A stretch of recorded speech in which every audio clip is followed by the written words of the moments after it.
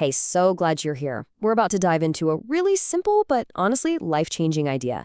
How a tiny shift in your focus can make your biggest problems feel, well, a whole lot smaller. So, let me ask you something. Do your worries ever just feel huge? Like they're this giant shadow that follows you everywhere you go? Yeah. If you're nodding along, you are definitely not alone. We've all been there.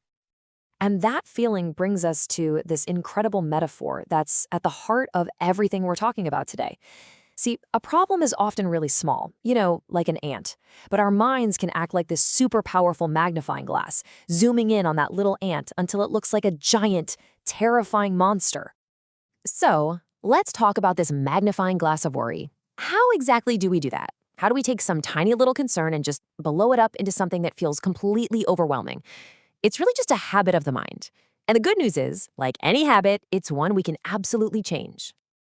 Think about it this way. That intense focus on worry, it's like a poison. That's a strong word, isn't it?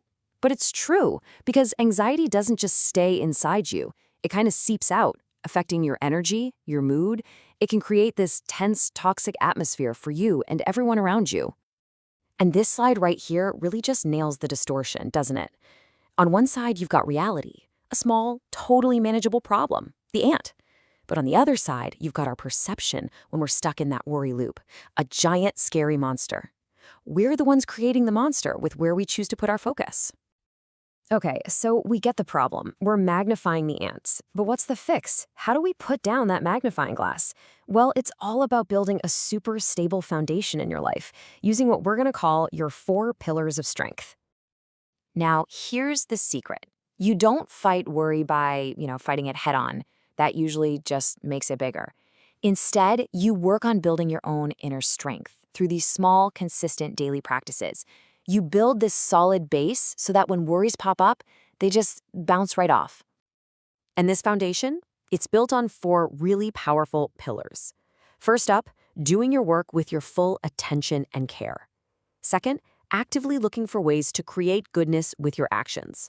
Third, and this is a big one, finding moments to still your mind. And fourth, nurturing your own inner wisdom. See, these aren't giant, complicated tasks. They're just small, daily commitments. Let's just pause on that third pillar for a second. Stillness, because this one is a total game changer. Meditation, or any practice like it, is the art of fighting the real enemy. And that enemy, it isn't some problem out there in the world. Nope, it's the suffering that we create inside our own heads. A still mind is your ultimate secret weapon. Okay, so building up these pillars helps you tap into something incredibly powerful that, believe it or not, you already have inside you. This next part is all about discovering that resource. Let's call it your inner light. So, what even is this inner light? You can think of it as your own personal bank account of inner goodness. It's this positive energy, this tangible resource that lives inside you. And it's not like you're born with a set amount. It's something you build, deposit by deposit, with every kind thoughts, every helpful act, every single good deed you do. Just imagine that every single time you do something good, it doesn't matter how small, you add a little spark to a light inside of you. At first, it might just be a flicker, but it's there. It's real. And the more you practice these pillars, the more goodness you create, well, the more fuel you add to that light. It just keeps growing stronger and warmer and brighter until it becomes this powerful source of strength that you can tap into anytime you need it. All right, let's get super practical. It's one thing to know this light exists, but how do you actually turn it on when those shadows of worry start creeping in? This is the how-to part. This is how you use it. And this is the million-dollar question, right? It's not just about collecting all this positive energy. It's about learning how to access it and use it on purpose to change how you feel and maybe even change your circumstances. The method for this is just beautifully simple. First, you just find a quiet moment, close your eyes. Then you intentionally bring up a memory of a specific good thing you did. Could be something small from yesterday or something big from years ago. The key is to actually re-experience that warm, positive feeling it gave you. And once you feel that goodness bubbling up, you use that energy to set a really powerful, positive intention. So what do these intentions actually look like? Well, instead of just wishing a problem would go away, you reframe it. You use that inner goodness to power a new direction. So, for example, you can set an intention like, may my sickness turn into health, or may this challenge actually become a good opportunity. You're actively pointing your energy toward a better outcome.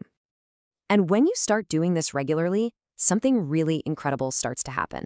You stop being this passive victim of your worries, and you actually become the author of your own story. You are literally rewriting your reality from the inside out. I mean, look at this. This slide just perfectly illustrates the basic logic. Whatever you focus on, you multiply. It's that simple. If you sit and dwell on a worry 10 times, you get 10 times the anxiety. But if you take a moment to remember and really feel your goodness 10 times, you multiply that positive energy. The math is simple, and the choice is always yours. And that's really the ultimate takeaway here.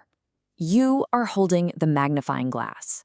You can point it at the little ant and turn it into a monster, or you can point it at that spark of goodness inside you and turn it into a sun. You have the power to choose. So if you remember just one thing from our time together, let it be this. This is your new mantra. Don't magnify the worry, magnify the good. And that leaves us with one last empowering question to take with you into your day. Think about one small good thing you've done recently. And today, whenever a worry tries to creep in, just try shifting your focus. So what goodness will you choose to magnify today?